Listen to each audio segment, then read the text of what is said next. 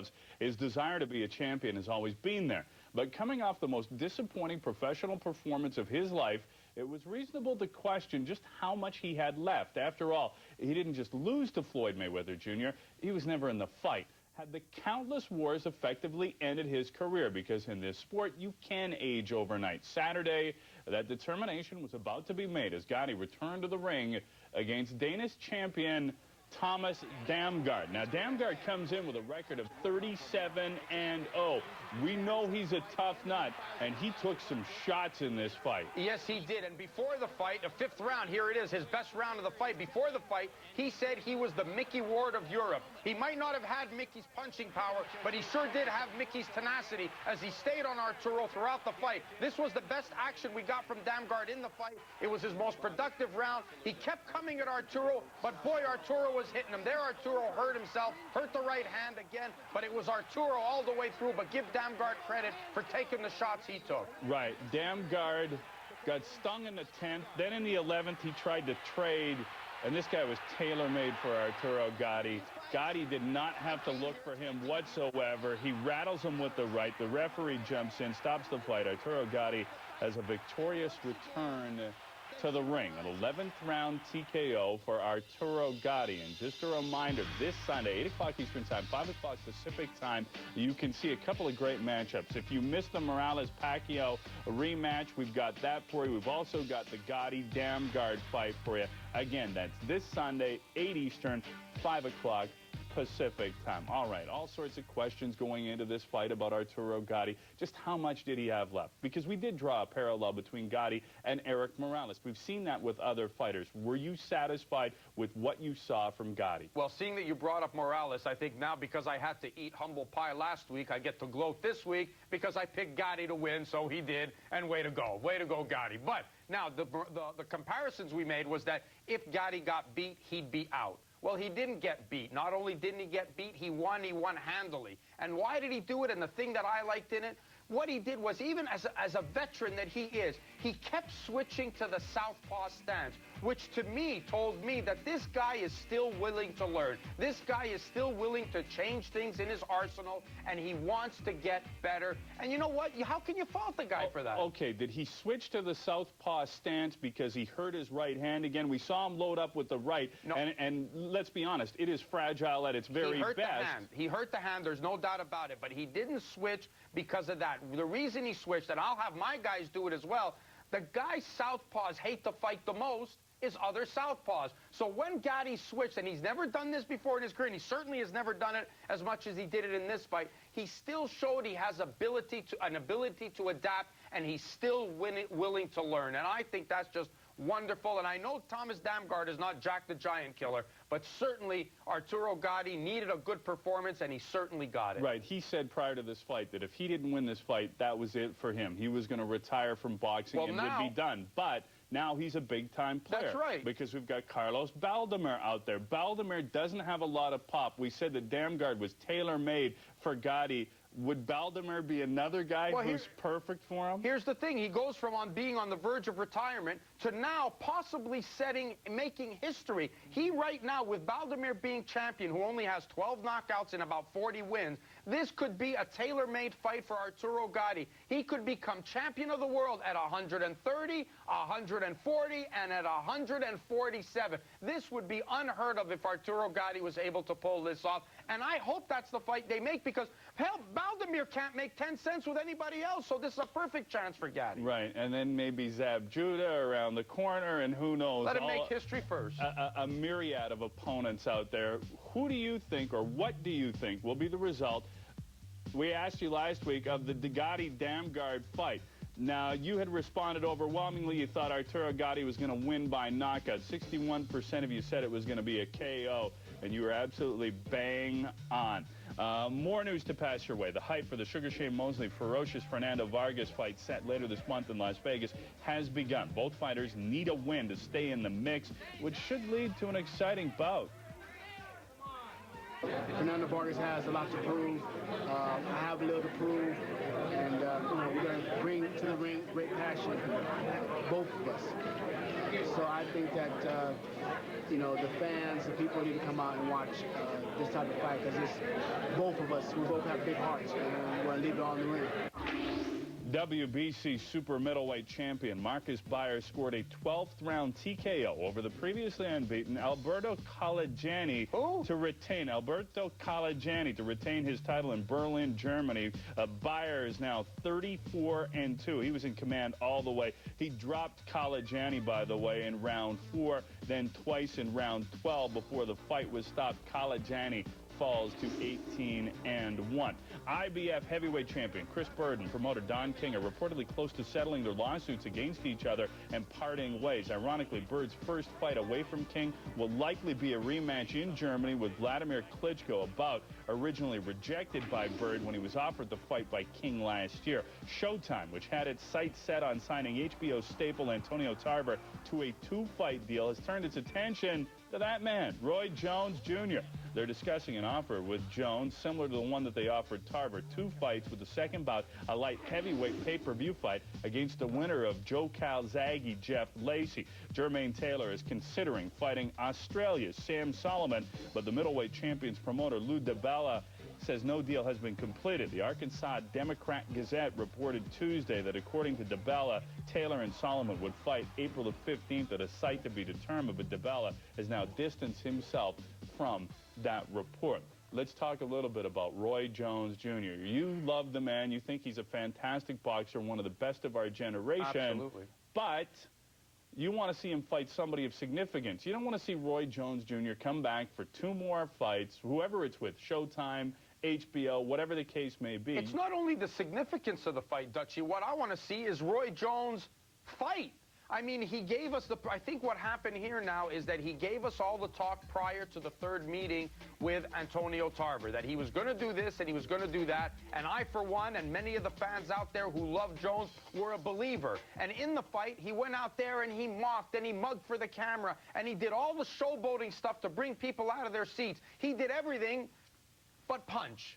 And I think now this is where the skeptics have come in. It's very good to say you want to fight it, you want to sign a deal with Showtime, you'll fight the winner of Calzaghe, Lacey at a catch weight. Maybe they'll fight at 172, or I can't see him coming down to 168. But the key here is, will he fight? Will he bring the skills that he's been known for to the ring? And that's what people want to know. You know what, though? We haven't seen that, though. We haven't seen it in his last 3 fights, and I don't suspect things are going to be any different. All right, we have to take a short break. 2 years ago, he was the fighter of the year. Now, he's looking at another title shot. Up next, we talk to Glen Johnson.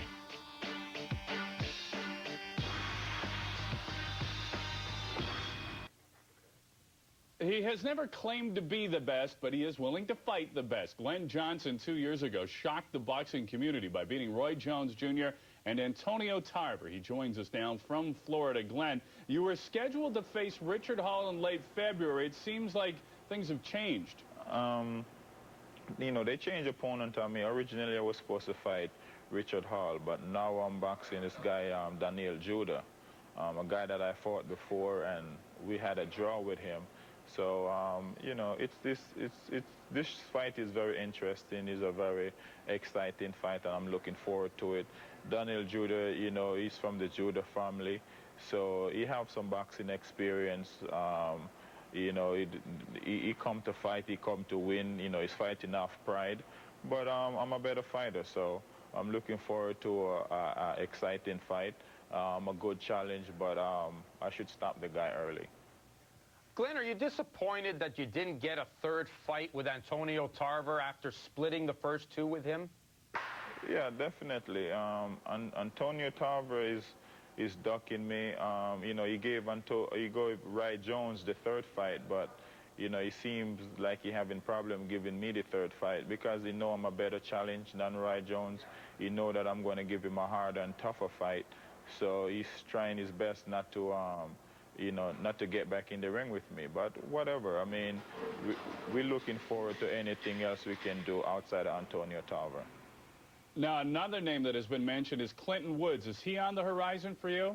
Well, I'm the mandatory for the Clinton Woods fight. ranked #1. I'm looking forward to that fight. That fight should happen somewhere in June of this year. I don't know if it's going to be in England or it's going to be here in the States, but whichever way it is, I'm going to take care of it when time get in the ring with Clinton Woods. Glenn, do you feel a little bit neglected after being named Fighter of the Year in 2004, that you were left out of the mix somewhat in 2005? You looking to come back from that? You know what? You know, it's been a struggle for me throughout my career, and you know, I did some amazing things, and you know, while I was hot, you know, I was on the airways and everything, and as soon as I lost to Antonio Tarver, people try their best to forget about me as much as they can, and that's okay. That's just make my road that much more challenging for this year and the years to come. So how do you get yourself back in the spotlight, Glenn? Well, you know, I'm just going to have to knock off the guys that willing to fight me. Obviously, we have the ones that not willing to fight me, and I can't fight those guys. I could only fight the guys that's willing to get in the ring with me. So, you know, all of those guys, I'm gonna take those guys on. My goal is to unify the light heavyweight weight class, and you know, all the champions. If they're willing to get in the ring with me, then I'm able to accomplish that goal. If not, then I'll take on whoever available. We know that you'll fight anybody who's available, but will other fighters want to fight somebody as dangerous as Glen Johnson? You know, what can I do about those guys? You know, those guys that's not willing to get in the ring with me, it's up to the public and the media to put the pressure on and see if they will get in the ring with me. I'm just interested in fighting the guys who are willing to get in the ring with me.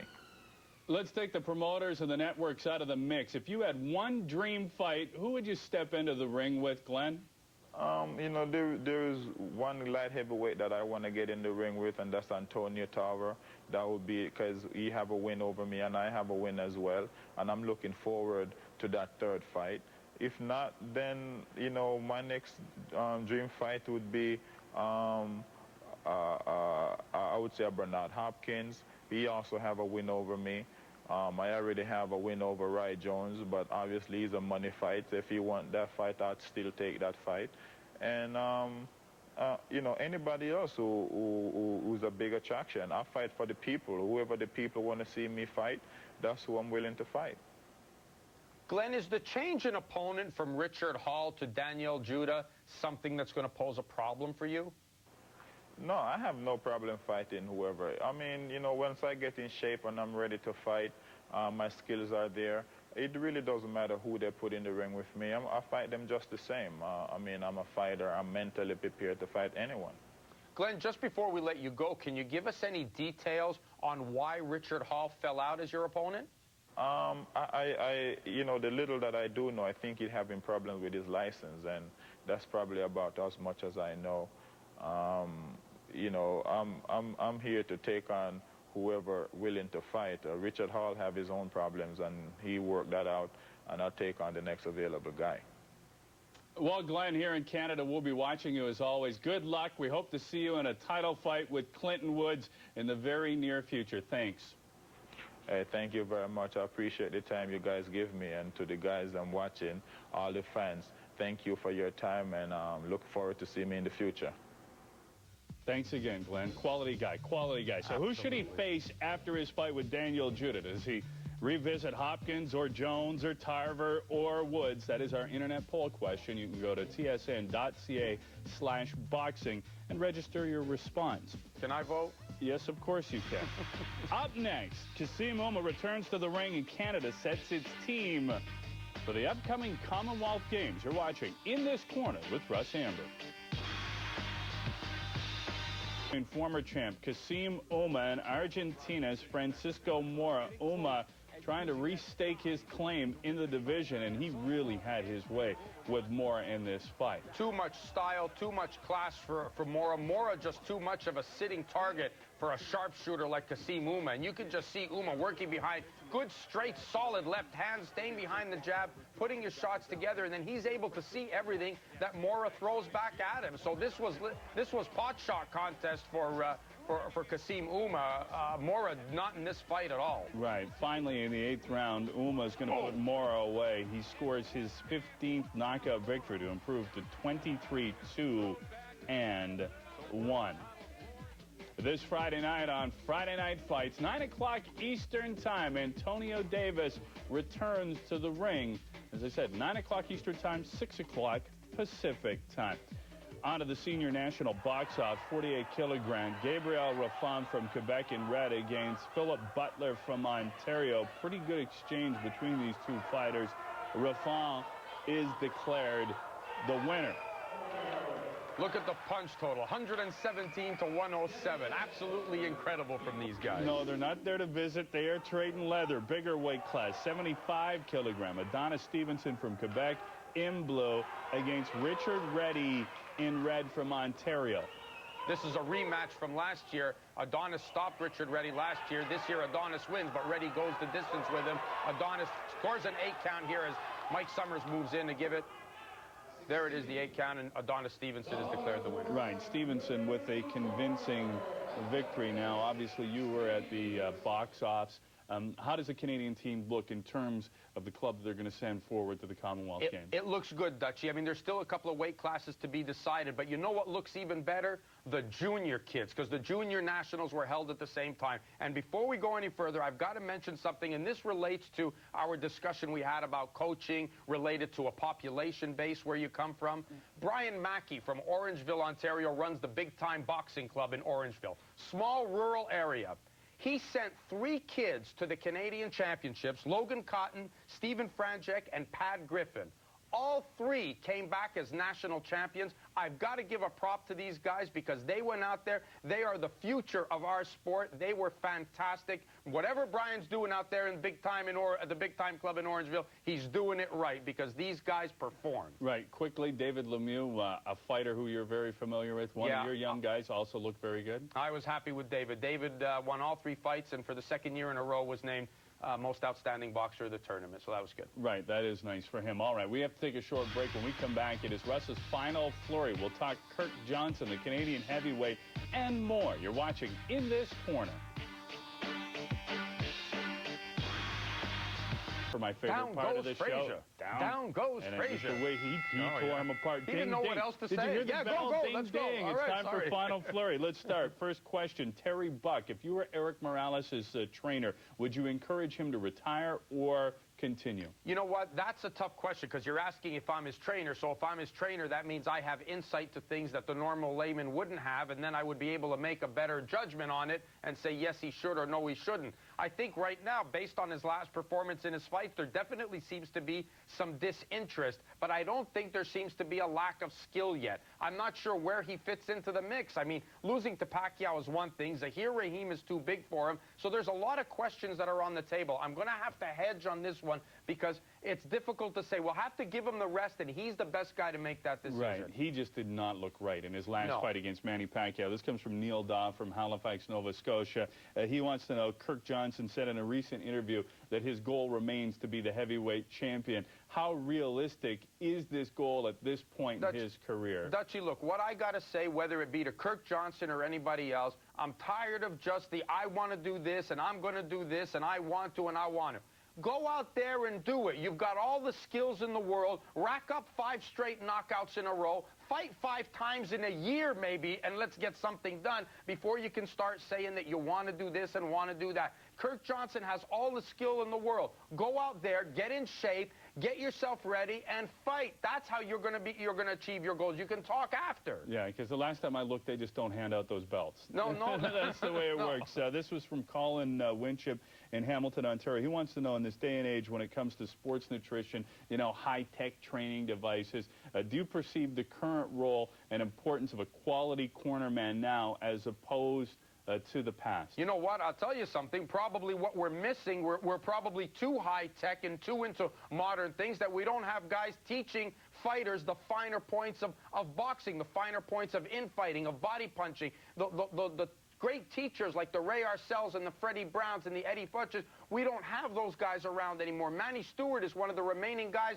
from the old school who can still teach that kind of stuff. That's what we need more than the high tech. So yes, quality cornerman, most important. Right. This comes from, yeah, you're right. Quality is quality Absolutely. regardless of the era. Jeremy Rose from Ontario, he goes, what is a super champion? The WBA apparently has these They're super champions ridiculous. and regular champions. It's stupid. Is it just another title? It's stupid. It's a cash grab for them. They declare you super champion, but then they get from my promoter another sanctioning fee to declare me regular champion, and then they're going to have the third guy who's going to be the sub champion, and then they're going to have the interim champion. It's ridiculous. It's just forget it. Wasted